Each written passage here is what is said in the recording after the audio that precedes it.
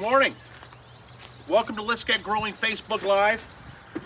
I'm happy to say we're out in the garden today. Yes, there is still snow on the ground. You can see it behind me.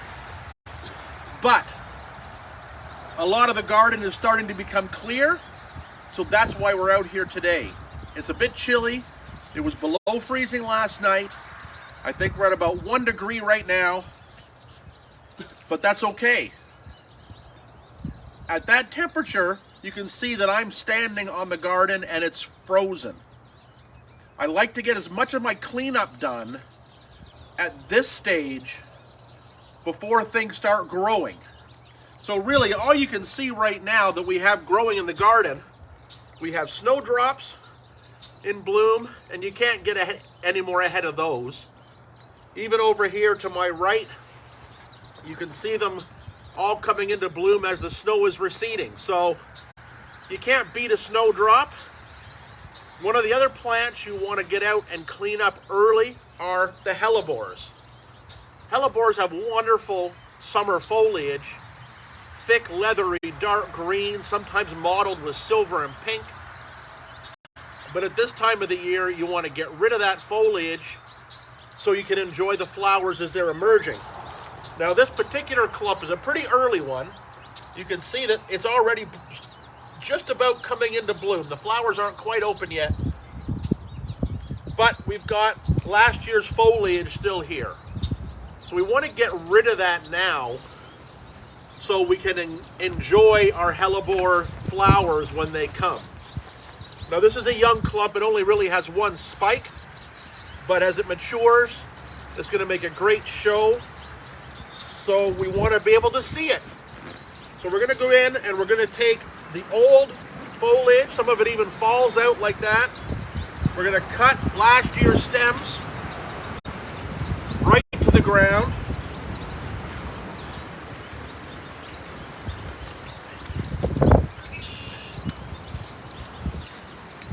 Now that big leathery foliage isn't going anywhere very fast, so it'll head to the compost. But look, already you can see that we're going to get a much better show from our hellebores if we get that old foliage off early. Also, we had some evergreen ferns here that hold their green leaves all winter. But again, we've got snowdrops. We want to get rid of them before our big show of bulbs comes up. So that's why I'm out in the garden right now. We're going to walk over here. We're going to look at another plant that we want to get rid of quickly, and that's the epimediums. So we've got epimedium foliage here. The plant is still dormant because the ground is still frozen, but there's no reason why I can't clean up that epimedium now. And again, we won't disturb the early spring flowers. So I'm going to do that in a second, but I'm just going to talk about basically cleaning up at this time of the year. If you look to where I was just sitting, and Laura can just pan over that a little bit, I've cut this all back already right to the ground. I did that yesterday, and you know, it's fine. On the internet, you're going to see a lot of memes and things about waiting to clean up the garden until temperatures are consistently around 10 degrees. Because of overwintering insects and things like that. And that really is a bit of a fallacy.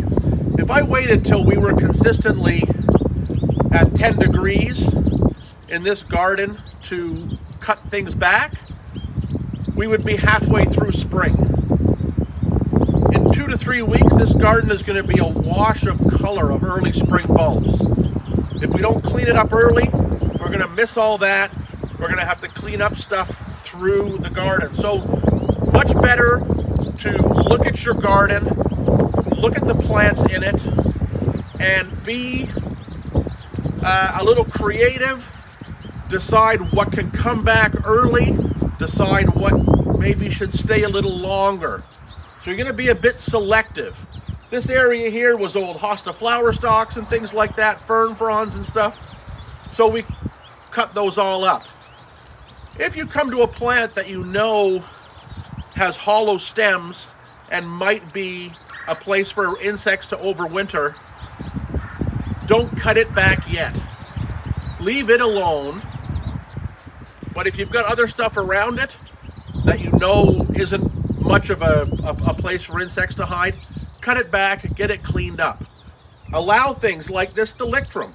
I'm going to come up here. If you look at this Delictrum piece I just cut off, you can see that the stem is completely hollow. So, quite possibly, down at the base of that plant, there could be insects overwintering there. So I'm not going to cut back the Delictrum yet.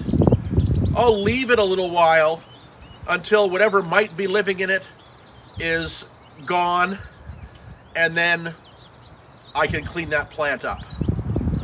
But I certainly don't want to leave everything in that area because it would be a real mess and extremely hard to clean up. So I'm going to have to bring Laura out of the shelter again for a second. I'm going to look at a few of the tools that I use to do my spring cleanup. First of all, the secateurs, of course, for doing things like the hellebore leaves. If I'm getting into a little bit heavier stems, we use the lopping shears, very handy.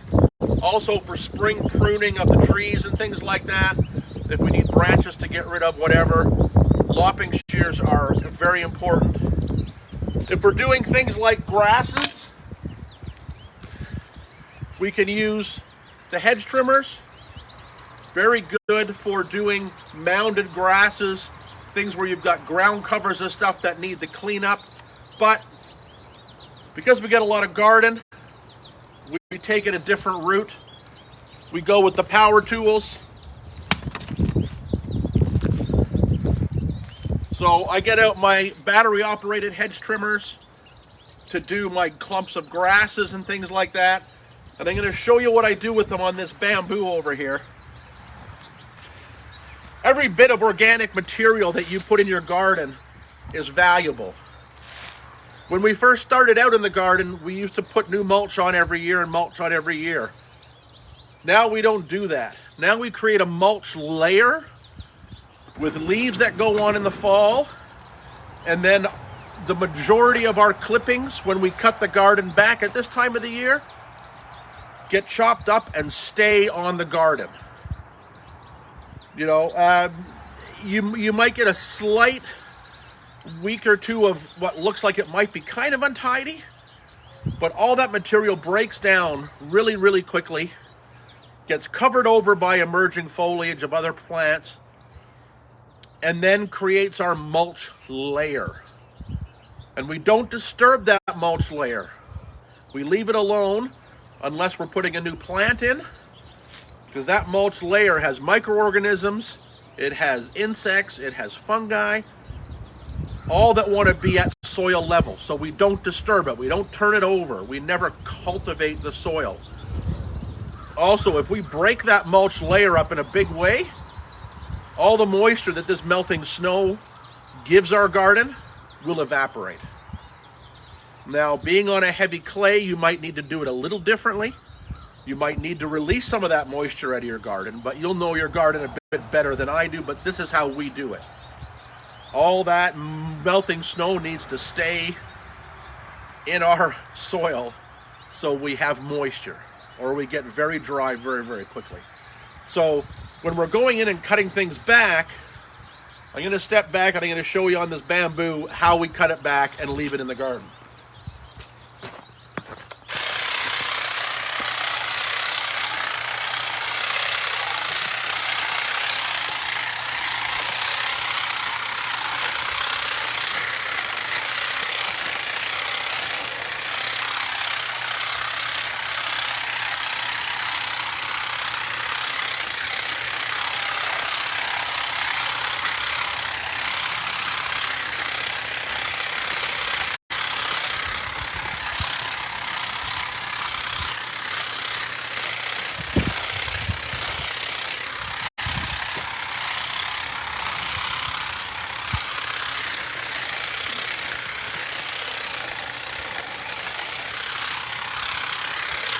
So there you go. That just gives you a bit of an idea of what we do with the majority of our perennials at this time of the year. We cut them up into little pieces. We let those pieces just stay in the garden. They're very quickly overtaken by new growth. You can imagine how many of these big flat bamboo leaves find their way into bird nests as well. And we'll do that with the hedge trimmer. We'll even bring out the string trimmer and do it with the string trimmer as well.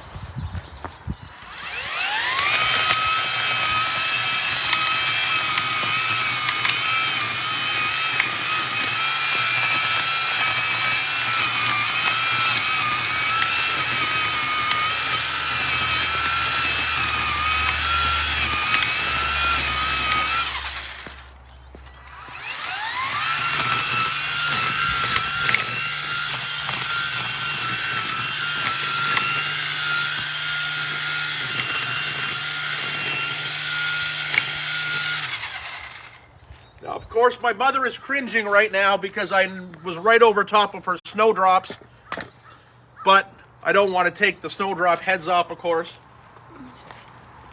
So we'll come in a little closer and we'll get our secateurs out and we'll just finish up the little bits so we can enjoy the snowdrops while they're blooming. But again, all that debris, what that is, that's free mulch, that's free fertilizer. So get out in your garden now while you can still walk on frozen ground, get as much cleanup as you can get done. Then you can enjoy the spring show so much better. Do we have any questions, Laura? Deborah would like to know if that hellebore flower bud will be okay without the foliage to protect it. 100% now. That's nothing to worry about. That bud was actually coming up through snow. If you look back on our Instagram page and our Facebook page from a few days ago, you'll see that that flower bud was just poking its head out of about 6 inches of heavy, wet, icy snow. They don't need it. This is when hellebores bloom. They're used to those conditions, so you don't need to worry about it. And Susan would like to know if you do the same with your grasses as well. Ornamental grasses, 100%. We're cutting them down now. Really, there's not a whole lot of reasons to not cut them down now, especially if they're cool season grasses. So Carl Forster, for example, blue fescues, they all start growing really, really quickly in the spring. And about mid-April, you'll see lots of new green, fresh growth on those. So we'll cut them back now. We'll cut them to about 2 inches tall, maybe 3 inches tops. And then when the new growth flushes out as soon as it warms up a little bit, the grasses will look great. Summer grasses, the warm season grasses, if they still look good, you can leave them a little bit. You know, you might have a clump of panicum that's still looking nice in the garden, or a clump of miscanthus that still looks good. So leave it a little while. They're not going to come up until the end of May. And again, in their foliage clumps, they might be harboring, beneficials in some way. So you can leave those a little bit longer. But cool season grasses, we get them done now. And if your grasses are getting big from last year and you want to divide them, when is the time to do that? Okay, so dividing grasses, whole other topic. But if you want to do cool season grasses as soon as you can dig, do it. Warm season grasses, wait till they're just starting to grow. When you can see new little shoots on them, mid to late May, that's when you're going to divide your miscanthus, panicums, big blue stems, little blue stems, things like that. But again, your cool season grasses are just getting ready to put on a huge flush of growth. So divide them up as soon as you can dig. Take advantage of that spring flush of growth. That's all the specific questions. Is that all the specific questions? Yep. Well, I think spring is hopefully here. We're still going to have some cool nights, but that's okay. Like I said, I'm going to say it one more time. We clean up the beds now when we can walk on frozen ground. I don't sink in the soil. I don't step on bulbs because they're not quite coming up yet. So if you can get into that little sweet time as the ground is still frozen and everything's still dormant, you can walk around, tromp wherever you need to, and you're not going to hurt anything. Once the ground really starts thawing, especially if you've got heavy soil, then you're going to run into that problem. Fortunately, with our light sand, we can have a rain, we can have melting snow and walk on it the next day, so we're a bit lucky that way. If you've got heavy clay, get it done while the ground is still frozen. And I think maybe we'll leave it at that. If we have any more quick last questions. No, just when will the radio show Let's Get Growing be starting? Saturday, April 1st, 9 a.m. CKDO 1580 AM 1077 FM. If you're out of that listening range, go to ckdo.ca. Click on the Listen Live button in the top right-hand corner of the screen, and you can listen live to our radio show on Saturday mornings anywhere in the world. Email us questions in. It is live call-in, but we love getting the email questions because we can, if we need to research something a bit, we can sort of set up that the answers to those questions. Let's Get Growing at ckdo.ca is the email address.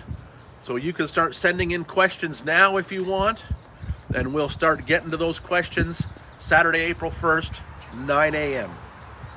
1580 CKDO 1077 FM. And I think we're going to leave it. Although I'll mention our trips, we're basically full. We could squeeze one or two more people in. If you've got a last-minute need to get to some fantastic gardens, go to masonhousegardens.com. Click on Garden Tours to see the information there.